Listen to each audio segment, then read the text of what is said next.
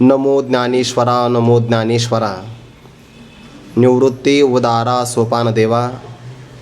मुक्ताबाई नमो त्रिभुवन पावनी. आद्यत्रय जननी देवांची. जयांचे केलिया स्मरण. होय सकळ विद्यांचे अधिकरण. तेचे वंदू श्री चरण श्री गुरूंचे. ते नमस्कारोनी आता. श्री भगवानुवाच. काम्यानां कर्मणां न्यासं संन्यासं कवयो विदुः. सर्वकर्मफलत्यागं प्राहुस्त्यागं विचक्षणाः. का कामनेची चिदळवाडे. जे उभारावया घडे. अश्वमेधादिक पुढे यागजेथ. कैवल्य साम्राज्य चक्रवर्ती विश्वमौली ज्ञानोबाराय सकल ब्रह्मनिष्ठ गुरुजनांच्या परमकृपेने आपण श्री भगवती ज्ञानेश्वरीच्या कलशाध्यायाचं चिंतन करत असताना मंगलाचरण तत्संबंधाने असणारा परिहार, 17व्या अध्यायाची संगती, 18व्या अध्यायाला कलश म्हणण्याचं कारण आणि त्यानंतर 17व्या अध्यायातून जन्यजनक भावाने 18व्या अध्यायाची झालेली उत्पत्ती या सगळ्या विषयाचा यथामती विचार केल्यानंतर 17व्या अध्यायातील देवाचं संपलेलं बोलणं ऐकल्यानंतर भक्तराज अर्जुनाच्या मनामध्ये क्लेश निर्माण झाला की परमात्म्याचं असणारं व्याख्यान आपल्याला आता ऐकायला भेटणार नाही. भगवंतावर असणारं भक्ताचं प्रेम आणि भगवंताचंही असणारं भक्तावरचं प्रेम या परस्परामध्ये प्रेमाचा व्यवहार त्याला भक्ती असं म्हणतात. आणि मग त्या अनुषंगाने ज्याच्यावर आपलं प्रेम असतं त्या प्रिय व्यक्तीने आपल्याशी बोलावं, त्याला आपण एकदा पाहिलं तरी वारंवार पाहावं आणि कितीही आपण त्याच्या जीवनातल्या सुखाचा आस्वादन घेतलं तरी पुन्हा पुन्हा पुन्हा उपभोग घ्यावा, अशा प्रकारची प्रेमाचा एक प्रकार किंवा जाती असते. आणि भक्तराज अर्जुन तर साक्षात प्रेमाची मूर्ती आहे. तो प्रेमाचा पुतळा, भक्तीचा जिव्हाळा, मैत्रियेची चितकळा धनुर्धरा असा प्रकार असल्यामुळे भगवान परमात्म्याला आपण काहीतरी विचारावं आणि म्हणून त्याग संन्यास या शब्दाचं निमित्त आहे. या संवादाच्या निमित्ताने पुन्हा देवाने जो विषय आटपून घेतला होता तो पुन्हा सांगण्याकरता भक्ताने देवाला भाग पाडलं. हे भक्तीचं सामर्थ्य आहे. भगवंताची अपेक्षा नसतानाही किंवा भगवंताला माहिती आहे की आता हा भक्तराज अर्जुन पूर्ण स्वरूपाला प्राप्त झाला, आता पुसणे सांगणे दोन्ही नाही, पण तरीसुद्धा स्वामी भृत्याचा न करी संवाद काही. स्वामी सेवकाचा संवाद काय बरं करणार नाही. कोणतंही अशक्य कार्य तो सहज करून घेऊ शकतो. हा प्रेमाचा प्रकार आहे. जसं इथे भक्तराज अर्जुनाला वाटतं की देवाने आपल्याशी बोलत राहावं, तसं देवालाही असं वाटतं की भक्तराज अर्जुनाने सुद्धा आपलं ऐकतच राहावं. यदा कदाचित जर हा भक्तराज अर्जुन संवाद ऐकता ऐकता जर त्याची वृत्ती माझ्या स्वरूपाशी एकरूप झाली, आणि होतं असं बऱ्याचदा, जितकी मनुष्याची वृत्ती अंतर्मुख असते ती त्या शब्दांच्या आकाराची होते. आणि जर अंतःकरणाची संवेदन क्षमता फार चांगली असेल किंवा शुद्धता, पवित्रता, स्थिरता, एकाग्रता या सगळ्या गोष्टींचा अवधानाशी जर योग आला तर ऐकता ऐकता तो कधी तदाकारतेला प्राप्त होईल असं काही सांगता येत नाही. आणि म्हणून काही लोकांना तर ऐकल्याबरोबर समाधी लागते. एक ऐकताची निवाले ते देहभावी सांडिले, एक अनुभवे पातले तद्रुपता. आणि म्हणून महापुरुषांच्या हा शब्दांच्या वृत्तीचा एक विषय आहे की ऐकल्याबरोबर त्यांची वृत्ती स्वरूपाला प्राप्त होते.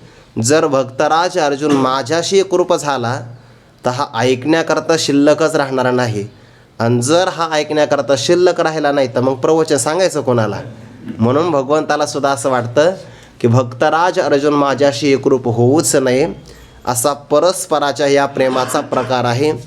ज्ञानोबा म्हणतात बघा, जैसी जवळिकेची सरोवरे उचंबळलिया कालवती परस्परे, मग तरंगासी धवळारे तरंगची होती. अगदी पूर्ण काठोकाठ भरलेली दोन सरोवर असावी आणि त्या सरोवरामध्ये जर उसळी निर्माण झाली, दोन्ही सरोवरामध्ये बरं का, एकाच कालामध्ये, तर परस्परामध्ये परस्परातले तरंग मिसळले जातात. तसा देव आणि भक्त संवादाच्या निमित्ताने एका भूमीकर आले तर देवाच्या हृदयातला आनंद भक्ताच्या हृदयामध्ये संक्रमित होतो आणि भक्ताच्या हृदयातला आनंद देवाच्याही हृदयामध्ये संक्रमित होतो. हृदय एक झाले, ये हृदयीचे ते हृदय घातले, द्वैत न मुडिता केले आपणा ऐसे अर्जुना, असा तो प्रकार होतो. म्हणून संवादाचं सुख भोगण्याची ज्याला चटक लागली आहे त्याला संवाद बंद पडावा असं कधी वाटत नाही. बरं, ज्या ज्या व्यक्तींना ही श्रवणाची चटक लागते की नाही, आपल्याला याचा कायम अनुभव येतो. सप्ताह करत असताना पहिल्या दिवसापासून जे आनंदाला प्रारंभ होतो आणि मग श्रवणाची चटक लागली की कधी काल्याचं कीर्तनाला कळतच नाही. जर तुम्ही चांगलं पाहिलं, एखाद्या सप्ताहामध्ये काल्याचं कीर्तन झालं तर परत त्या मंडपात जाऊन दाखवा, जावंसं वाटत नाही. का? हे का सहावेल सुखेला चावलिया. ज्याला या सुखाची चटक लागली त्याला संवादाचा वियोग सहन होत नाही. आणि म्हणून देवाला प्रश्नाचं निमित्त आहे. त्याग आणि संन्यास स्वरूपाचा काय विचार हे विचारण्यासाठी प्रारंभ केला की ज्याप्रमाणे संघात शब्दालाच संघ असा शब्द वापरला जातो, या दोन शब्दातून एकच अर्थ अभिव्यक्त होतो का दोन शब्दाचे दोन अर्थ अभिव्यक्त वेगवेगळे होतात, असा माझ्या मनामध्ये भाव आहे. कारण संन्यास शब्दाने सुद्धा त्यागाचंच प्रतिपादन केलं जातं आणि त्याग शब्दाने सुद्धा त्यागाचंच प्रतिपादन केलं जातं. तर मग एकाच विषयाकरता हे दोन शब्द आले का या दोन शब्दाचे काही भिन्न भिन्न अर्थ आहे. तर भगवंताने सांगितलं त्याग या स्वरूपाचा विचार केला तर दोन्ही पदामध्ये त्याग आलेलाच आहे, पण त्यामध्ये थोडासा फरकसुद्धा आहे.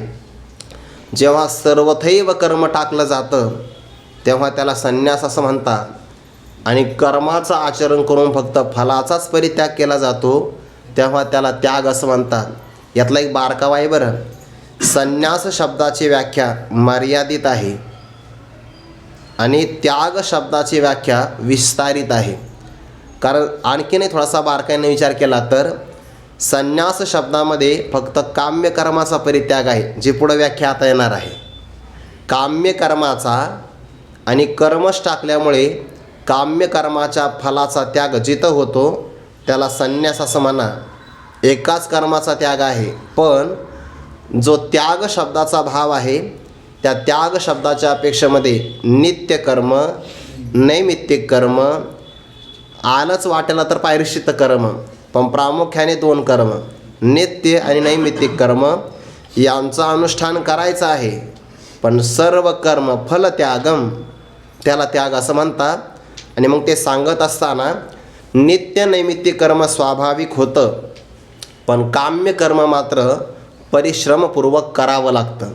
याकरता उदाहरण फार गोड दिलं आहे की ज्याप्रमाणे अरण्य किंवा डोंगरामध्ये अनेक झाडं आपोआप येतात, पण तसे एखाद्या उद्यानातले असणारी झाडं येत नाहीत, त्याला श्रम करावे लागतात.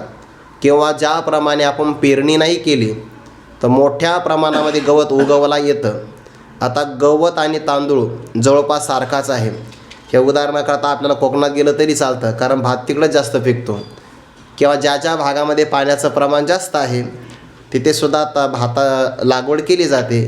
पण त्यातला प्रकार असा आहे, तर शब्द आला ना राबा उणे, तर त्या प्रांतातला अर्थ घेतला तरी चालेल. जेव्हा शेती पूर्ण भाताची लागवड करायची असते तेव्हा एका कोणत्या तरी कोपऱ्यामध्ये ते साळी लावले जातात, एकाच कोपऱ्यामध्ये. आणि त्या साळी जर चांगल्या उगवल्या तर मग त्या तिथून काढून सगळ्या असणाऱ्या शेतामध्ये विस्तारित पद्धतीनं लावणी केली जाते, मग त्याला राब असं म्हणतात. आता आपण गवत नाही पेरलं तरी चालतं, पण जर तांदळाची लागवड करायची असेल तर राबा उणे, तो राब घातल्याशिवाय ज्याप्रमाणे ते उगवत नाही अगोदर तो राब यावा लागतो, त्याला राब असं म्हणतात. तसं किंवा दुसरं उदाहरण देता, शरीर आपल्याला सहज प्राप्त झालं आहे, पण अलंकार मात्र कष्टाने मिळवावे लागतात. नदी आपल्याला नैसर्गिक पद्धतीनं प्राप्त होते, पण विहीर मात्र खोदावी लागते. या उदाहरणातून सांगायचं काय, तैसे नित्य नैमित्तिक कर्म होय स्वाभाविक, परी न कामिता कामिक न निपजे. नित्य आणि नैमित्तिक कर्म हे स्वभावतः होत असतं, स्वाभाविक पद्धतीनं, त्याला फार परिश्रम करावे लागत नाही. पण काम्य कर्म मात्र कामना केल्याशिवाय होऊ शकत नाही. आणि म्हणून भगवान परमात्मा त्या संन्यास शब्दाचा आणि त्याग शब्दाचा काही विशेष अर्थ आहे तो सांगण्याकरता या पुढच्या श्लोकातून प्रवृत्त झाले. आता जवळपास संपूर्ण अध्याय समाप्तीपर्यंत एकट्या भगवंताचंच बोलणं आहे बरं. भगवंताचं बोलणं प्रसंगात फक्त सांगता होता होता शेवटी संजय यांचं वचन येणार आहे आणि त्यामध्ये भगवंतानी प्रश्न विचारला म्हणून फक्त अर्जुनाने उत्तर दिलेलं आहे. नाहीतर या अध्यायाच्या प्रारंभाला एक प्रश्न भक्तराज अर्जुनाचा आहे आणि पुढे प्रश्न विचारला म्हणून एक उत्तर दिलं आहे. नष्टो मोहः स्मृतिर्लब्धा त्वत्प्रसादान मयाच्युत स्थितोऽस्मि गतसंदेह करिष्ये वचनं तव. हे फक्त उत्तर आहे. म्हणजे भक्तराज अर्जुनाचा एक प्रश्न आणि एक उत्तर एवढ्या अध्यायात आहे. बाकी सगळं परमात्म्याचं व्याख्यान आहे. आणि यांच्या संवादाचा योग आपल्या जीवनात आला म्हणून संजय याची असणारी धन्यता किंवा कृतकृत्यता ती अंतिम प्रकारामध्ये आली आहे. असा या अध्यायाचा विस्तार. पण प्रामुख्याने मात्र भगवान परमात्माच विस्ताराने बोलले आहे. या सगळ्या अध्यायामध्ये भगवान उत्तर देतात. श्री भगवानुवाच काम्यानां कर्मणां न्यासं संन्यासं कवयो विदुः सर्व कर्मफलत्यागं प्राहुस्त्यागं विचक्षणाः. काम्यानां कर्मणां न्यासं संन्यासं कवयः विदुः सर्व कर्मफलत्यागं प्राहुः त्यागं विचक्षणाः. थोडासा पदच्छेद केला. अन्वय भगवान असं सांगतात कवयः.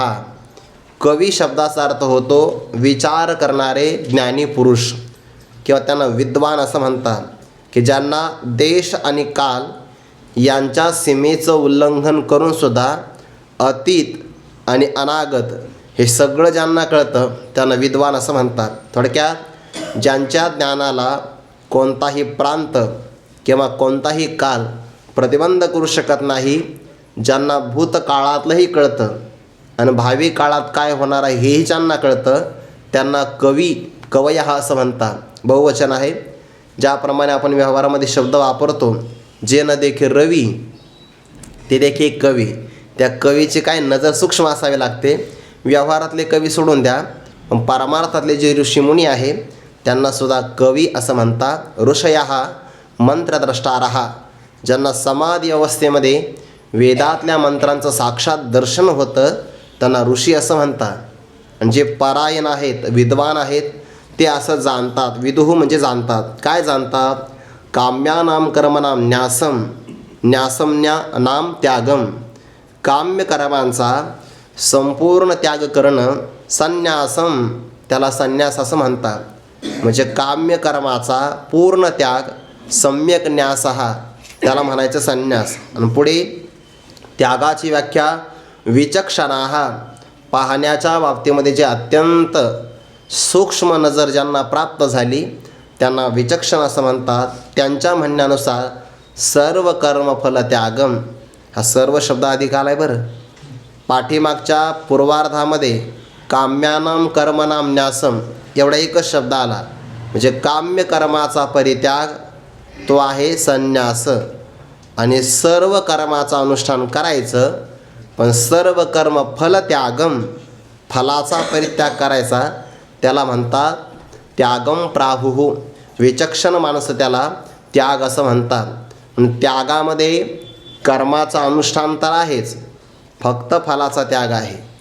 आणि संन्यास शब्दामध्ये फलासहित एकट्या काम्य कर्माचा परित्याग आहे. एवढी फक्त बारकाई त्यामध्ये आहे. ज्ञानोबा त्यावर आता स्पष्टीकरण करतात. मागच्या ओवीचा संबंध आहे बरं या ओवीशी. तैसे नित्य नैमित्तिक कर्म होय स्वाभाविक परी न कामिता कामिक न निपजे. नित्य आणि नैमित्तिक कर्म हे स्वाभाविकतः होत असतं पण कामना केल्या वाचून मात्र काम्य कर्माची निर्मिती होत नाही. किंवा कामनेचेची दळवाडे जे उभारावया घडे अश्वमेधाधिक पुढे याग जेथ. दळवाडे शब्दाचा अर्थ विस्तार. आणि कामनेची म्हणजे आपल्या अंतकरणातली जी इच्छा त्याला म्हणतात कामना. आणि त्या कामनेचाच विस्तार करण्यासाठी कामनेचेची दळवाडे उभारावया त्याची उभारणी करण्यासाठी म्हणजे विस्तार करण्यासाठी. कामना आहे मनामध्ये, पण नुसती कामना केली तर ती काही कामना पूर्ण होत नसते. कामना ही वृत्ती आहे आणि वृत्ती कधी पण कृतीमध्ये प्रगट व्हावी लागते. पण एवढं मात्र निश्चित आहे की कृतीसाठी आतून वृत्ती यावी लागते. कामनेचा विस्तार करण्यासाठी किंवा कामनेचा विस्तार उभा करण्यासाठी जे उभारावया घडे, त्यांची उभारणी करण्यासाठी जे घडतं आणि मग त्यामध्ये काम्यकर्माचे काही प्रकार सांगितले आहे. त्या काम्यकर्मामध्ये 2 प्रकार प्रामुख्याने, एक इष्ट आणि दुसरं पूर्त नावाचं कर्म. इष्ट म्हणजे काय, यज्ञाधिक कर्म, आणि पूर्त म्हणजे परोपकाराकरता केली जाणारी सामाजिक कृत्य. क्रमाक्रमाने ते पुढे येत आहे. अश्वमेधाधिक पुढे यागजेथ. पुढे म्हणजे स्पष्ट, ज्याच्यामध्ये अश्वमेध नावाचा यज्ञ अगोदर आहे, बाकीचे यज्ञ नंतर घेतले आहे. अश्वमेध आदिक, आदी म्हणजे सुरुवातीला, पहिला क्रमांक आहे अश्वमेध यज्ञाचा, आणि बाकीचे मग त्यामध्ये पर्जन्यष्टी तो सुद्धा यज्ञच आहे, पुत्रकामेष्टी यज्ञच आहे, किंवा कारिरी नावाचा याग यज्ञच आहे, राजसूय नावाचा यज्ञ यज्ञच आहे की नाही, हे सगळे यज्ञ आलेले आहे. त्यामध्ये ज्योतिष्ठोम नावाचा यज्ञ, बाकी सगळे यज्ञ आले आहे. प्रभू रामचंद्रांनी अश्वमेध यज्ञ केलेला आहे.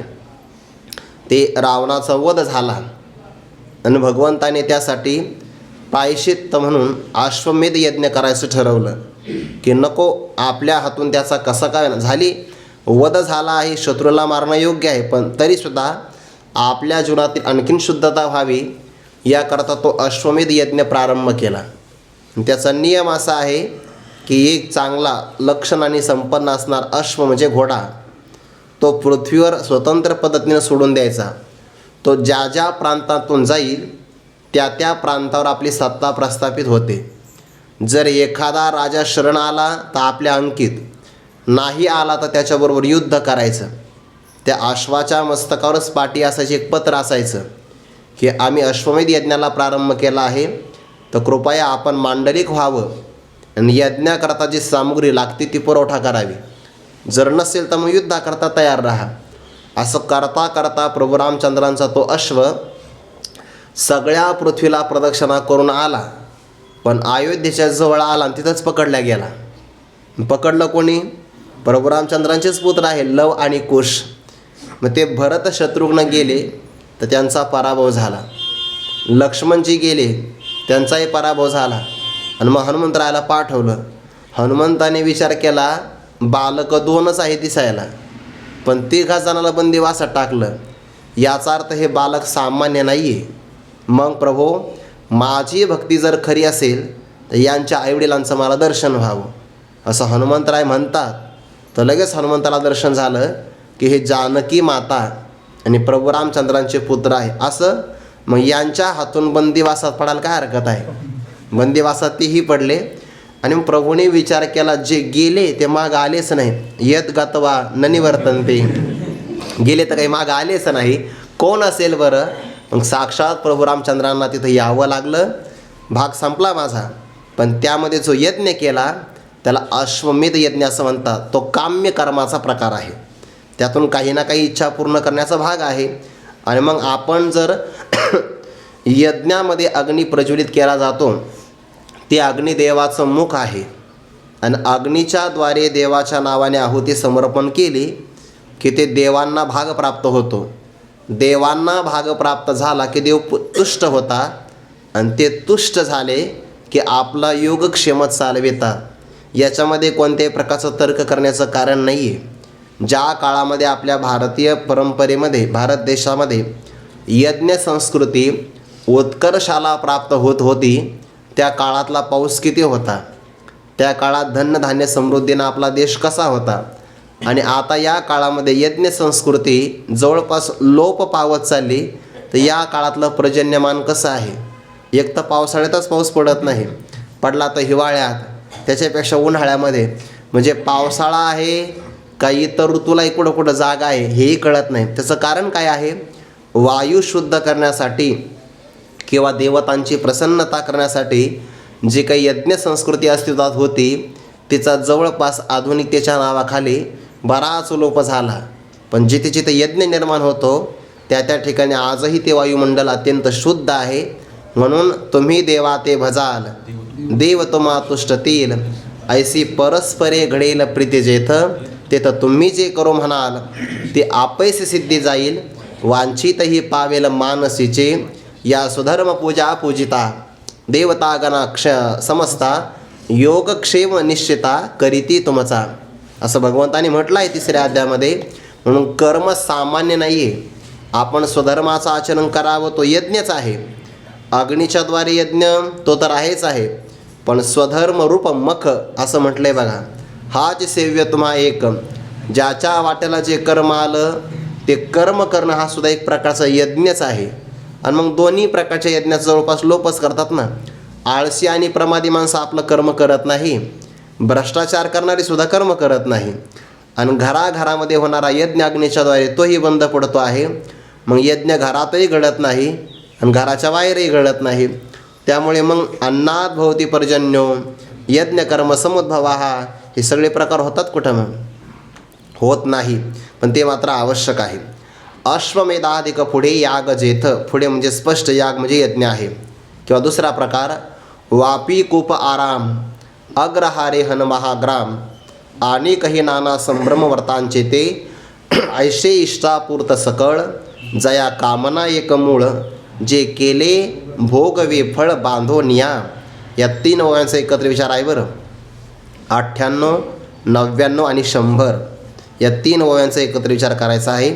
वापी म्हणजे विहीर आणि कूप म्हणजे आड. त्याच्यात थोडासा फरक आहे. विहिरीचा विस्तार फार मोठा असतो.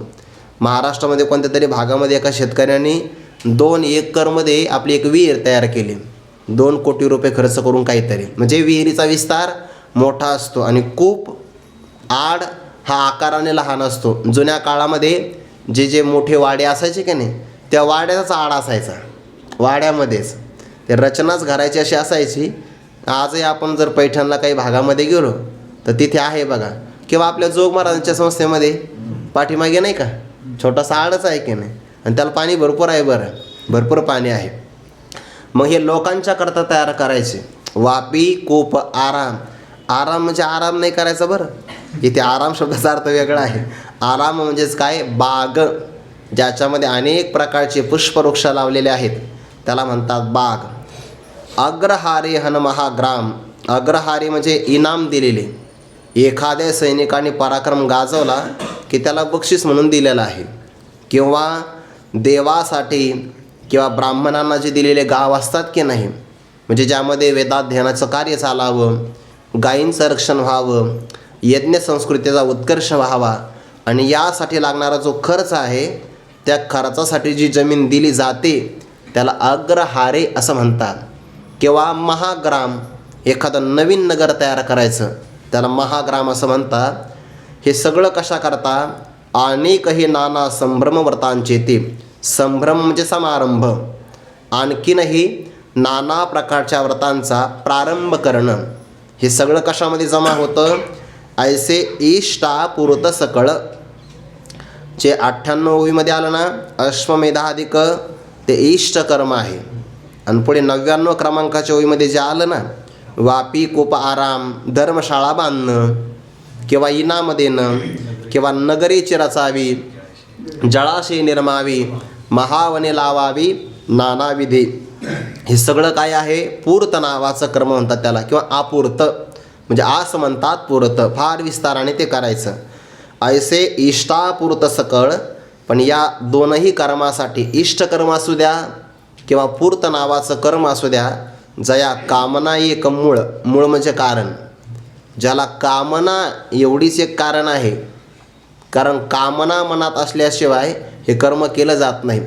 काम्य कर्मामध्ये ना मनुष्याची इच्छा असते, एक इहलोकात कीर्ती व्हावी किंवा प्रसिद्धी व्हावी, आणि 2 आपल्याला भावी जन्मामध्ये पुण्याच्याद्वारे स्वर्ग मिळावा किंवा नूतन चांगला जन्म मिळावा. ही त्याला कामना एक मूळ असते. ती विनोदाने आपण सांगतो, एका मनुष्याने पंखा दिला म्हणे का मंदिराला भेट. वारकरी मंडळी भजन करू लागली, उन्हाळ्याचे दिवस होते, ते त्यांच्या अंगातून घामाच्या धारा वाहू लागल्या आणि त्यांनी पंखा चालू केला. असं करता करता अर्धा तास भजन झालं. ज्याने तो पंखा भेट दिला होता तो आला आणि त्याने ते बटन बंद केलं. पंखा शांत झाला. पुन्हा लोक मग्न झाले होते, जागेवर आले, पुन्हा पंखा चालू केला, त्याने पुन्हा बंद केला. आणि मग भजनी मंडळीने त्याला विचारलं, अरे पंखा का बंद करतो? तो म्हणे, तो पंखा मी दिलेला आहे. हो, हे आम्हाला माहिती आहे, पण बंद का करतो? म्हणे मग लोकांना कळालं पाहिजे, चालू राहिला तर माझं नाव दिसत नाही म्हणून मी बंद करतो आहे. जया कामना एक मूळ, त्याचे काय प्रसिद्धीची कामना आहे, लोकांना कळालं पाहिजे ना. ते फिरलं की नाव फिरतं ना, त्यामुळे दिसत नाही. ऐसे इष्टापुरत सकळ, जया कामना एक मूळ, ज्याला कामना एवढी एक कारण आहे. आणि मग नियम असा आहे, जर कामनेनं तुम्ही कर्म केलं, जे इच्छा मनात आहे आणि इच्छेला अनुरूप कर्म घडलं, आता कर्माच्या अगोदर इच्छा करणं तुमच्या हातात आहे, पण कर्म झाल्यानंतर त्याचं फळ भोगायचं का न भोगायचं हे आपल्या हातात नाही. कर्म करण्यात मनुष्य स्वातंत्र्य आहे, स्वतंत्र, पण फळभोगामध्ये मात्र परतंत्र आहे. म्हणून ज्ञानोबा म्हणतात, जे केले, जे कर्म केलं असता फळ भोगवी, पण कसं? बांधोनिया. ते कर्म आपल्याला बंधनात टाकून, बांधोनिया म्हणजे बळजबरी, बलाचा वापर करून. आता कर्म तुम्ही म्हणले नाही नाही नाही, आता कर्माचं मला फळ भोगू नको आहे, ते तुम्ही व्यवहारात वागू शकता थोडंफार, पण अध्यात्मामध्ये नाही. एखादा मनुष्य नाही का म्हणत की मी महिनाभर काम करणार आणि मी पगार घेणार नाही, चालेल, इथं चालेल, पण इथे नाही चालणार. कर्म करायचं कामनेचं आणि म्हणायचं आता मला त्यातून सुखही नको आणि दुःखही नको, चालणार नाही. जे केले भोगवी फळ बांधोनिया, ते आपल्याला बंधनात टाकून फळ भोगवितं. आणि फळामध्ये प्रकार आहे 2. आगा कर्मे जैवरावे तै ते सुखदुःखी फळावे, तया ते भोगावया यावे देहा एका. म्हणून त्याला सुखदुःख नावाचं फळ मिळतं.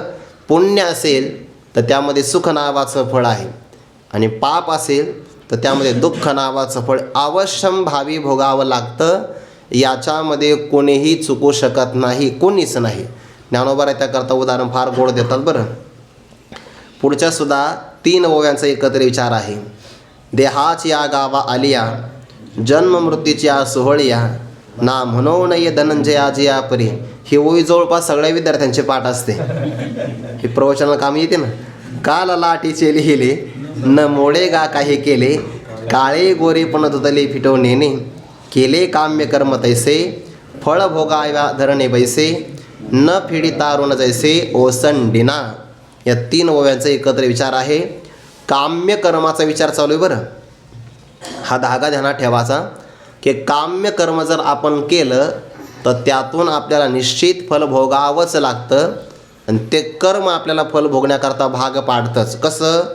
एखादा जीवात्मा देहाच्या गावात आला म्हणजे शरीराच्या गावात आलेला आहे. आता प्रवास आहे जीवात्म्याचा, तो एका गावातून दुसऱ्या गावात जातोच आहे, आणि त्याच्याकरता जवळपास शास्त्राने 84 लाख गावं सांगितलेले आहेत. नामदेव महाराजांचा अभंग फार गोड आहे बघा, एक घरी जाऊन अवश्य बघा. भक्ती विनेचिने जळो लाजीरवाने, संसार भोगणे दुःख रूप, एक एक योनी कोटी कोटी फेरा, मनुष्य देह वारा मग लागे, 20 लक्ष योनी वृक्षामध्ये घ्याव्या, जळचरी भोगाव्या 9 लक्ष, 11 लक्ष योनी क्रीडामध्ये घ्याव्या, 10 लक्ष भोगाव्या पक्षामध्ये, 30 लक्ष योनी पशुचे घरी, मानवा भितरी 4 लक्ष, नावा म्हणे तेव्हा नरदेह या नरा, तयाचा मातेरा केला मुळे. फार गोड अभंग आहे. 84 लाख प्रकारचे देह कोणत्या कोणत्या प्रकारात आले ते सगळा विस्तार तिथं आला आहे. आधुनिक असणारे जीवशास्त्रज्ञ इथपर्यंत नाही गेले अजून, पण संत मात्र तिथपर्यंत सगळा हिशोब ठेवलेला आहे की 20 लाख प्रकारचे देह वृक्षांच्या रूपाने, जळचर 9 लाख, सरपटणारे 11 लाख, त्यानंतर पाण्यातले आपलं आकाशातले 10 लाख, पशूंच्या रूपाने असणारे 30 लाख, आणि मानवांच्या समाजामध्ये असणारेच आणखीन 4 लक्ष. मग ते गंधर्व वगैरे असतील, स्वर्गातले देवदेवांचे शरीर, हे सुद्धा मानवातला उभाच आकार आहे. सगळ्यांच्या नंतर मग मनुष्य देह प्राप्त होतो. म्हणजे एवढे देह आहेत सगळे, आणि जीवात्मा एका देहातून दुसऱ्या देहात प्रवासाला जातो. मग प्रवासामध्ये मुक्काम बदलतोच की नाही? आपण सोहळ्यामध्ये जातो तर एकच ठिकाणी थांबतो का? हां, तिथे कमी जास्त झाली तर मग थांबतो, पण एरवी मात्र आपल्याला प्रवास करावा लागतो की नाही? आणि मग ज्या गावात आपला प्रवास झाला आहे त्या गावात जे मिळतं ते घ्यावंच लागतं. तसं जीवात्मा देहाच्या गावात आला की मग त्याचे 2 सोहळे होतात. एक सोहळा त्याच्या मनावर आहे, करायचा का न करायचा. लोक म्हणतात ना विवाह सोहळा हा काही सर्वांना बंधनकारक नाही आहे, पण 2 सोहळे मात्र सगळ्यांना आहे. त्यातला दोन्ही सोहळे जीवाला कळत नाही. जन्माचा सोहळा आपल्याला कुठं कळतो? जन्माचा सोहळा निमित्त आपलं असतं, पेढे दुसरेच खातात. आणि शेवटच्या सोहळ्याला सुद्धा निमित्त आपलं असतं, बुंदी दुसरेच खातात. आहे की नाही हा प्रकार? जन्म मृत्यूचे हा सोहळे. लहान मुलगा पाळण्यात जर आला तर त्याचा जन्मोत्सव करणारे बाकीचे नातेवाईक असतात, ते बिचारा रडत आहे, त्याला काय माहिती आहे, पण त्याच्या सोहळ्याला त्याला नाही म्हणता येत नाही. आणि मृत्यूचा सोहळा त्याला सुद्धा नाही म्हणता येत नाही, तो भोगावाचा लागतो. आता तो मागच्या लोकांच्या मनावर आहे की किती मोठ्या प्रमाणात करायचा, पण त्या दोन्ही सोहळ्यामध्ये जीवात्मा असून नसल्यासारखाच आहे, पण नाही कुठं म्हणता येतं. जन्म आणि मरणाला ज्ञानोबा सोहळा म्हणतात. आणि तो सोहळा ना म्हणू नये धनंजया, जिया परी, ज्याप्रमाणे त्याला नाही असं म्हणता येत नाही. वांसांशी जीर्णानि यथा विहाय नवानि गृह्णाति नरोपराणि, तथा शरीराने विहाय जीर्णान्यन्यानि संयाति नवानि देही. जैसे जीर्ण वस्त्र सांडीजे मग नूतन विडीजे, तैसे देहांतराते स्वीकारीजे चैतन्यनाथे. नवीन वस्त्र जर धारण करायला मिळालं तर त्यामध्ये आनंदच आहे की नाही, पण काय आहे जीवाचं व्यवहारात पण नियम असा आहे. हे दसऱ्याला लोक कपडे बाहेर काढतात घरातून, बघा जुने असते काही उपयोगाचे नाही, पण जुने जरी असेल तर धुवायचे, वाळवायचे आणि पुन्हा ठेवून द्यायचे, जुन्यावर प्रेम असतं. तसं जीवात्म्याचं शरीर जीर्ण झालं की त्याच्यावर आसक्ती असते, आणि म्हणून त्याला त्याग करताना क्लेश होतात. मोहाचं बंधन असतं, वासना असते की नाही, देहावर प्रेम, देह संबंधी पदार्थावर प्रेम, त्या पदार्थातून पुन्हा जमिनीवर प्रेम, त्यातून पुन्हा जमिनीत गाडलेल्या धनावर प्रेम, असं असणार त्या जीवात्म्याला ते फिरवतं. म्हणून त्या सोहळाच आहे त्याचा, पण सोहळा मात्र संत साजरा करतात. आपुले मरण पाहिले म्या डोळा, तो झाला सोहळा अनुपम्य. हा सोहळा करता येतो आपल्याला. जीवाला जेव्हा मी ब्रह्म आहे असं ज्ञान होतं, आणि त्या ब्रह्मप्राप्तीकरता जेव्हा तो स्वतःचा बाध करतो, स्वतःचा बाध म्हणजे मीही खोटाच आहे. ज्याप्रमाणे आरशातलं प्रतिबिंब आपल्या मूळ बिंबाशी एकरूप होत असताना आरशात आलो आहे म्हणून मला प्रतिबिंब म्हणतात, वास्तविक मी खोटा आहे का? मी आरशावर अवलंबून आहे. तसा जीवात्मा जेव्हा म्हणेल की मी अंतःकरणात आलो आहे म्हणून मी चिदाभास आहे, पण मी मूळ आहे चैतन्याचा. जेव्हा अंतःकरण खोटं ठरेल तेव्हा अंतःकरणाच्या आधारित असणारा मीही खोटा ठरेल, त्याला म्हणतात अहमचा बाध. आणि जेव्हा तो स्वतःचा बाध करतो तेव्हा तो एक प्रकारचा त्याचा मृत्यूच असतो, पण त्या मृत्यूतून त्याला स्वरूपाची प्राप्ती होते. उदाहरणार्थ मिठाचा खडा. मिठाचा खडा जेव्हा आपल्या संकोचित भावाचा नाश करतो तेव्हा त्याला अथांग समुद्राची प्राप्ती होते. तसा जीवात्मा जेव्हा आपल्या जीवत्वदशेचा बाध करतो, ज्या जीवत्वदशेचा बाध म्हणजे मृत्यू आहे, आणि तेव्हा तो सच्चिदानंद सागराला प्राप्त होतो, म्हणजे परब्रह्माला प्राप्त होतो. म्हणून तो झाला सोहळा अनुपम्य. याला आणि जिवंतपणात अनुभवाला येतं बरं. वास्तव याची देही याची डोळा, हे पाहता येतं, हे पाहता येतं. व्यवहारातला मृत्यू आपल्याला पाहता येत नाही, कारण ज्याने पाहायचा आहे तो राहतच नाही, पण परमार्थातलं मरण मात्र पाहता येतं, म्हणून परमार्थ अलौकिक आहे. देहाच या गावा आलिया जन्म मृत्यूच्या सोहळ्या, ना म्हणू नये धनंजया जिया परी. त्याला नाही म्हणता येत नाही किंवा त्याला टाळता येत नाही. उदाहरण कशाकरता दिलं? काम्य कर्म करणं आपल्या हातात आहे, त्याचं फळ आपल्याला टाळता येत नाही, याकरिता हे उदाहरण दिलं आहे. आणखीन का ललाटीचे लिहिले न मोडे गा काही केले, काळे गोरे पण धुतले फिटवणेने. ललाट म्हणजे आपलं असणारं नशीब, किंवा त्याला आपण कपाळ असं म्हणतो. आपल्या कपाळावर काही भोग लिहिलेले असतात. इथं 18व्या अध्यायामध्ये पुढे ओवी येणार आहे, सटवीची राती न विसंबीज जेवी वाती. लहान मुलगा जन्माला आला तर काहींचं भाग्य असं आहे की त्याच्या 5वीमध्ये किंवा 6व्या दिवसाला ते 6वी येते आणि लिहून जाते. पण काहीचं भाग्य एवढं कमी आहे की ते लिहिण्याच्या अगोदरच ते मरतात. किंवा कधी कधी काही गर्भ जे असतात की नाही ते उदरामध्येच मरतात आणि मग जन्माला येतात. तर याचा अर्थ असा झाला की त्याच्या कपाळावरती तसंच लिहिलेलं आहे की जन्म जातच त्याचा मृत्यू होणार आहे. पण ते मोडत मात्र नाही. ललाटीचे लिहिले न मोडे गा काही केले. काहीही आपण बदल करा, काही करा म्हणजे ईश्वराने ठरवलं तर होईल बदल, नाहीतर बदल होत नाही. ते आपण सुदामदेवांची कथा सांगतो की नाही. ते प्रभूच्या भेटीला आले, भगवंतांनी त्यांचं कपाळ पाहिलं तर त्यावर लिहिलं काय होतं, श्री क्षय. श्री म्हणजे लक्ष्मी आणि लक्ष्मीचा क्षय होईल म्हणजे दारिद्र्य कायम येईल असं होतं. भगवंताने चंदन लावण्याच्या निमित्ताने बदल नाही केला, फक्त अक्षर बदलले. जो क्रम होता ना श्री क्षय, भगवंताने क्रम असा केला यक्ष श्री. फक्त अक्षर जे होते एका क्रमाने ते उलट क्रमाने लिहिले. यक्ष म्हणजे कुबेर आणि श्री म्हणजे संपत्ती. यांना कुबेराची संपत्ती प्राप्त व्हावी, झाले श्रीमंत, गाव सोनी याचा दिला. पण मग हे देवाच्या मनावर आहे. न मोडे गा काही केले. मानवाने किती बदल करा, बदल होऊ शकत नाही. आता भगवंताने तो बदल करावा किंवा भगवान जेव्हा बदल करतील तेव्हा बदल होईल असंही कदाचित लिहिलं असेल. सुदामदेवाच्या नशिबातलं हे एक वाक्य असेल, एरवी बदल होणार नाही पण देव बदल करतील तेव्हाच बदल होईल म्हणून बदल झाला. नाहीतर परमात्मा कोणाच्याही कर्मामध्ये फेरबदल करत नाही. परमात्मा स्वतःच फल भोगतो आहे, तर बाकीच्यांची काय कथा आहे. म्हणून ललाटीचे लिहिले न मोडे गा काही केले. काही करा आपण. एखादा म्हटला नाही मला कपाळ बदलायचं, प्लास्टिक सर्जरी होईल, पण आतली जी काही व्याख्या आहे तिचा मात्र बदल करता येणार नाही. ललाटीचे लिहिले न मोडे गा काही केले. बाबांच्या मुखातून मी कथा ऐकली.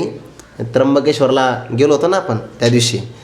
राऊत बाबांनी कथा सांगितली बघा. जेथे जावे तेथ कपाळ सरीसे, लाभ तो विशेष संत संगे या चरणावर. रावणाच्या दरबारामध्ये म्हणे ब्रह्मदेव ज्योतिष सांगायला होते, म्हणजे नशीब सांगायचं ज्योतिषशास्त्र.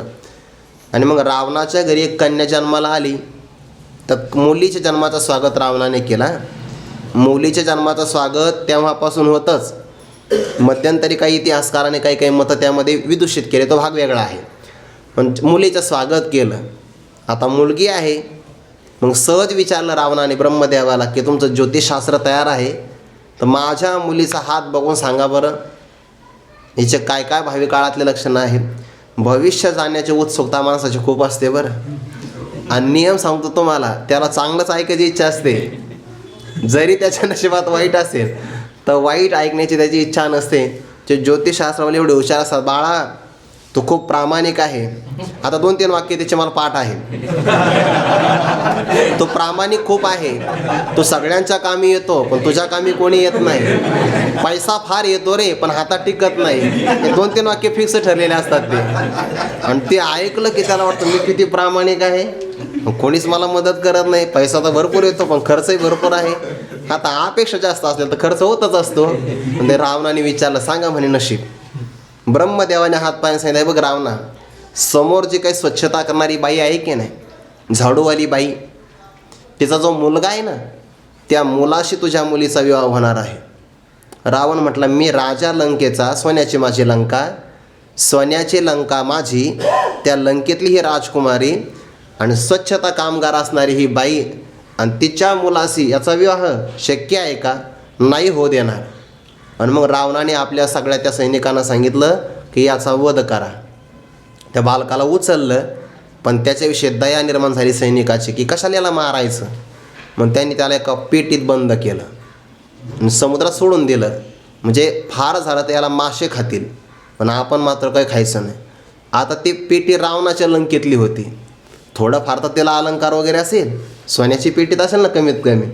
आणि ते पेटीला त्याने ते बंद केलं, ते सोडलं समुद्रामध्ये. माशांना कुतूहल निर्माण झालं की या पेटीत आहे काय.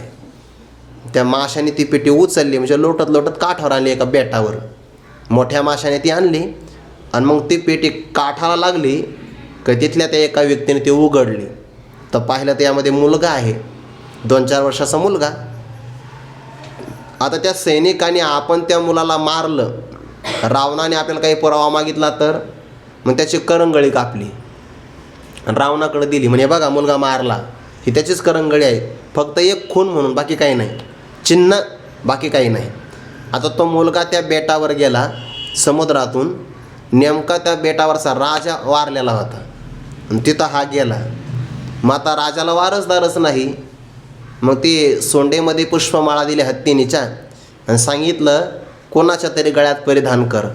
हा मुलगा रांगत रांगत म्हणा चालत चालत तिथपर्यंत आला आणि नशीब असं की त्याच्याच गळ्यामध्ये ती माळा पडली. लोक म्हणले निवाडा प्राण्याने केलेला आहे, आपण डोकं चालवायचं नाही. मग लगेच राजकुमार. आणि तो जेव्हा वयात आला तेव्हा रावणाचं संशोधन सुरू झालं की आपल्याला मुलगा पाहायचा आहे ना, म्हणजे आदो कुलम परीक्षेत तथा विद्या ततो वयः कुलम शीलम धनम रूपम देशम पश्चात विवाह येत.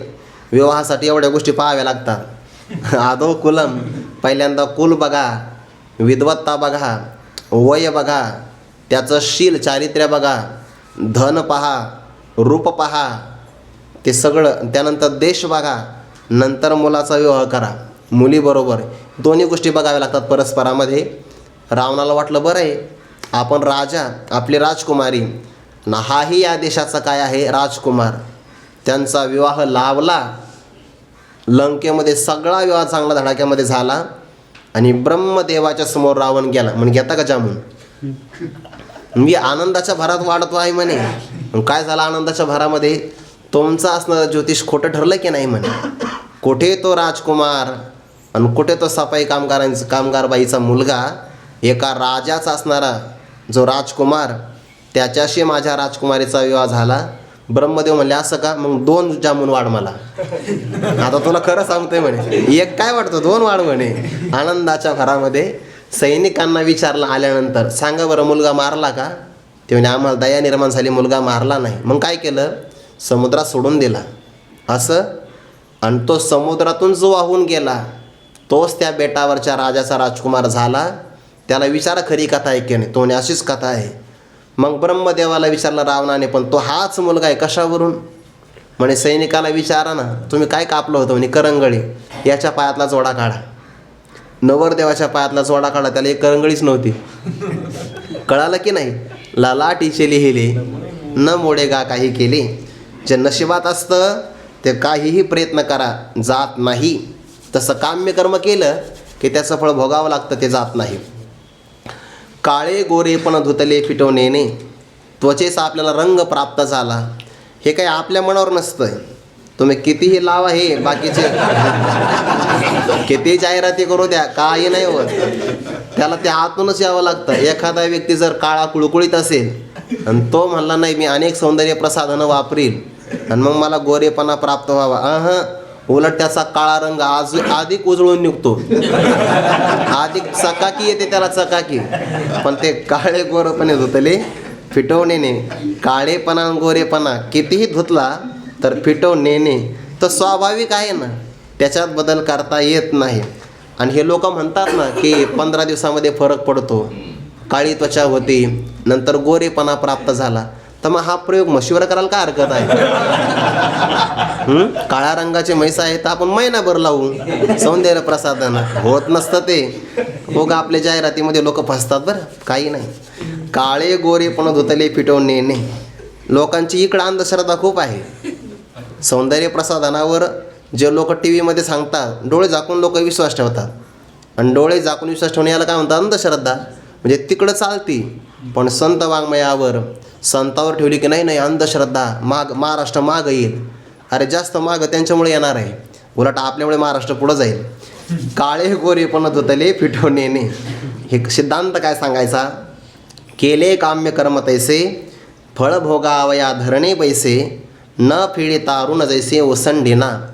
काम्य कर्म तुम्ही केलं आहे म्हणजे इच्छा मिळवण्यासाठी एखादं कर्म केलं, मग ते काम्य कर्म फळ भोगावया, त्याचं फळ त्या कर्त्याला भोगलंच पाहिजे. यासाठी धरणे बैसे हा वाक्प्रचार आहे बरं. धरणे बैस, धरणेकरी आला ना ज्ञानोबरांच्या चरित्रामध्ये, तोच धरणेकरी तुकोबरायांकडे गेला. तर धरणेकरी म्हणजे हट्ट करणारा, तसं हे काम्य कर्म तुम्ही फळ भोगलंच पाहिजे यासाठी ते हट्ट धारण करतं. धरणे पैसे हट्ट धारण करून बसतं आणि जात नाही केव्हा फळ भोगल्या वाचून. उदाहरण दिलं आहे, ज्याप्रमाणे न फिडिता ऋण जैसे ओसंडिना. एखाद्याचा आपल्यावर कर्ज असेल, एखाद्याचं आपण कर्ज घेतलं, तो व्यक्ती जिवंत असेल तर तो आपल्याकडून त्याचं असणारं आपल्यावरचं कर्ज ते घेतल्याशिवाय आपल्याला तो सोडित नाही. एखादा व्यक्ती म्हणला, तो मला ज्याने उधार दिलं तो मरण पावला आणि आता मला कोण विचारणार आहे, कर्म विचारतं. न फिडिता ऋण जैसे ओसंडिना पाठामध्ये आपण एकदा कथा बघितली होती बघा कर्माची. ते कर्माचा अकाट्य सिद्धांत नावाचं पुस्तक आहे, त्यामध्ये कथा वाचली मी ती, की दोन मित्र निघाले व्यापारासाठी. काही नफा कमवला, नफा झाला 1 लाखाचा. एका मित्राची बुद्धी फिरली, पैसा असा आहे तो बुद्धीच फिरवितो, म्हणून पैसा योग्य प्रमाणात मिळावा. जास्त मिळाला की बुद्धी फिरवतो म्हणजे फिरवितो. त्याने विचार केला, ₹1,00,000 फायदा झाला आपल्याला, 50,000 वाटावे लागतील. त्यापेक्षा मी माझ्या मित्राचा जर खून केला तर सगळे पैसे मलाच मिळतील. आणि त्याने मित्राचा खून केला येताच. घरच्यांना सांगितलं, मित्र अपघातामध्ये मरण पावला, आम्हाला व्यापारात काय फायदा झाला, ₹20,000 मी तुम्हाला देतो आहे. लोकांनाही आश्चर्य वाटलं, काय प्रामाणिक आहे हो, मित्र मरण पावला, आम्हालाही माहिती नाही किती नफा झाला काय नाही, पण प्रामाणिकपणाने ₹20,000 दिले. फक्त यालाच माहिती की आपण खून केला आहे, त्याचा आपल्यावर काही ना काहीतरी ऋण आहेच आहे. कालांतराने याचं लग्न झालं, विवाह झाला, मुलगा प्राप्त झाला, पण मुलगा सारखा आजारी पडायचा, कधीच बोलला नाही. असं करता करता जवळपास त्याचे ₹70,000 खर्च झाले. आणि मग दवाखान्यामध्ये एकदा त्याने हात लावला, कपाळाला रडू लागला, म्हणे, बाळा किती दिवस झाले तू दवाखान्यामध्ये आजारी आहे, अरे माझ्याशी काहीतरी बोल. असं म्हटल्याबरोबर तो मुलगा शुद्धीत आला आणि त्याने सांगितलं, आता मी बोलायला तयार आहे, हे कधी दुःख जाईल, आणखीन ₹10,000 खर्च करायचे म्हणे. म्हणजे कसं काय सांगतो तू, ज्याचा वध केला तोच मी तुझा मित्र पुत्र रूपाने आलो आहे. 80,000 तू एकट्याने लाटले की नाही, ₹70,000 खर्च झाले आहे. फक्त अजून ₹10,000 माझ्या दशक्रियेला खर्च कर, दुःखातून नष्ट होशील. न फिडिता ऋण जैसे ओसंडिना. घात केला म्हणून सगळं, आणि कर्म असं आहे व्याजासहित द्यावं लागतं म्हणून ₹80,000, नाहीतर 50,000तच काम झालं असतं की नाही. पण न फिडिता ऋण जैसे ओसंडिना, ते कर्ज फेडल्याशिवाय सुटका नाही. घेताना मनुष्याला बरं वाटतं, कोण विचारणार आहे आपल्याला नंतर, ऋणम कृत्वा घृतम पिबेत असं म्हणतो आहे, पण नंतर भोगावं लागतं हे खरं. का दुसरा अर्थ, का कामनाही न करिता अवसात घडी पंडुसुता, तरी वाय कांड झुंजता लागे जैसे. का कामनाही न करिता, कामना केली नाही आणि काम्य कर्म केलं. बघा बरं, म्हणजे आता काम्य कर्म करण्याच्या अगोदर कामना होती म्हणून तर काम्य कर्म केलं, पण काम्य कर्म झाल्यानंतर नको नको नको, आता मला इच्छा नाही फलभोगाची, असा जर तो म्हटला, कामनाही करिता, कामनाही न करिता अवसात म्हणजे अकस्मात जर त्याच्याकडून काम्य कर्म झालं तर ती त्याला कसं लागतं. ज्ञानोबारे उदाहरण देतात, तरी वायकांड झुंजता लागे जैसे. वायकांड म्हणजे वायफळ बाण. वायफळ बाण कशाला म्हणतात, बाणाच्या समोर अणुकुचीदार टोक असतं बघा, आणि पाठीमागे तो बाण असतो, त्याला पाठीमागे एक शेपटी पण असते. प्रत्यंच्या खिचून मारला की त्याचं अणुकुचीदार जे टोक आहे ते शरीराला आरपार करून पलीकडे जातं. पण काही बाण असे असतात ते मारण्यासाठी नाही, बेशुद्ध पाडण्यासाठी उपयोगाचे असतात, त्याला वायकांड असं म्हणतात. म्हणजे फक्त अणुकुचीदार टोक नाही, त्याला फक्त बाण आहे, तो फक्त काडीचा बाण आहे. आणि एक व्यक्ती असं युद्ध पाहायला गेला, म्हणजे आपल्याला युद्ध नाही खेळायचं पण बघायला जाऊ. आता बघायला जरी गेला तरी बाण लागणारच आहे की नाही, बाण लागतच आहे तिथं. किंवा एखादा चिलखतही घालून गेला आणि चिलखत अंगात असेल तर अणुकुचीदार बाणही त्याला लागतीलच, कारण तो गेला युद्धभूमीमध्ये. न झुंजता वायकांड जैसे लागे, हा एक पाठ आहे. आणि दुसरा पाठ आहे झुंजता जैसे वायकांड लागे. एखादा युद्धच करतो आहे तर त्याला व्यर्थ असणारे इतरांचे बाण आपोआप लागतातच. किंवा एखादा नुसता पाहायला गेला तिथं रथामध्ये बसून तरीसुद्धा चुकून का होईना एखाद्याचा बाण लागूच शकतो की नाही. म्हणजे जरी तिथे इच्छा नाही आहे पण तरीसुद्धा बाण लागतातच. तसे कामना नाही मनामध्ये पण कर्म केलं ना ते काम्य कर्म फळ भोगावंच लागतं. गुळ नेणता तोंडी घातला देची गोडी आगी मानोनी राखोंडी चेपिला पोळी. एखाद्याने गुळाचा खडा घेतला, माहिती नाही याला गुळ म्हणतात, पण तोंडी घातला, तोंडात घातला, देची गोडी, तो आपल्याला गोडी देतोच. किंवा राखोंडी मानोनी आगीची पिला पोळी. राख आहे असं मानलं, राखेखाली होता अग्नी, कळालाच नाही, त्याला वाटलं राखच आहे, पायातली चप्पल काढून मोकळ्या मानानं पाय दिला, मग अग्नी होता की नाही. पोळी, पोळी म्हणजे ही पुरणपोळी नाही, पोळी म्हणजे भाजते, चटका, आग लागते. का बरं? काम्यकर्मी हे एक सामर्थ्याती स्वाभाविक मनोनी नको कौतुक मुमुक्षु येथ.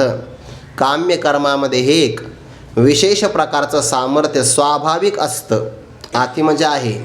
आणि म्हणून जो मुमुक्षु पुरुष आहे ना, ज्याला मोक्षाची इच्छा आहे, त्याने काम्य कर्माच्या बाबतीमध्ये कौतुक त्याला वाटायला नको. का? काम्य कर्म जर केलं तर त्याचं पुण्य होतं. पुण्य झालं की ते फळ भोगण्यासाठी एक तर स्वर्गात जावं लागतं किंवा पुन्हा मृत्यूलोकात माघारी यावं लागतं. आणि मुमुक्षूचा निश्चय असा आहे, पै भव स्वर्गा उबगले मुमुक्षु योग ज्ञानावळ घले पुढती नयो या निघाले पैजा जेथ. त्याला पुन्हा जन्माला यायचंच नाही आहे अशी त्याची तयारी आहे, म्हणून त्याला म्हणतात मुमुक्षू. आणि कर्म त्याला जन्माला आणत आहे, त्यामुळे मुमुक्षू पुरुषाला याचं कौतुक वाटू नये. फार काय सांगावं, किंबहुना पारतायसे जे काम्य कर्मगा असे ते त्यजिजे विष जैसे ओ कोणिया मग तया त्यागा ते जगी संन्यास ऐसे या भंगी बोलीचे अंतरंगी सर्वद्रष्टा. किंबहुना फार काय सांगावं अर्जुना, जे अशा प्रकारचं काम्य कर्म असतं की नाही ते कसं टाकावं, विष जैसे ओ कोणिया त्यजिजे. ज्याप्रमाणे विष आपण ओकून टाकून देतो तसं काम्यकर्म ओकून टाकावं, त्याचा स्वीकार करू नये. आणि मग तया त्यागाते, तया त्यागाते म्हणजे तया काम्यकर्म त्यागाते जगी, जगामध्ये संन्यास ऐसया भंगी बोलीचे. भंगी म्हणजे भेद किंवा भंगी म्हणजे खून. अशा काम्यकर्माच्या त्यागाला जगामध्ये संन्यास अशा प्रकारच्या लक्षणेनं अंतरंगी सर्वद्रष्टा बोलीचे. जे सर्वज्ञ आहे, अंतरंगातलं ज्यांना वर्म कळतं, असे काम्यकर्माच्या त्यागाला संन्यास अशा प्रकारचं म्हणावं असं म्हणतात. आता हे काम्यकर्म सांडलं की आणखीन काय फललाभ होतो, दुसरा नित्यनैमित्य कर्माचा काय प्रकार आहे, तो विचार आपण उद्या करू. पुंडलिक वरदा हरी विठ्ठल श्री ज्ञानदेव तुकाराम माऊली ज्ञानेश्वर महाराज की जय. जगद्गुरु तुकाराम महाराज की जय. सद्गुरु जोग महाराज की जय.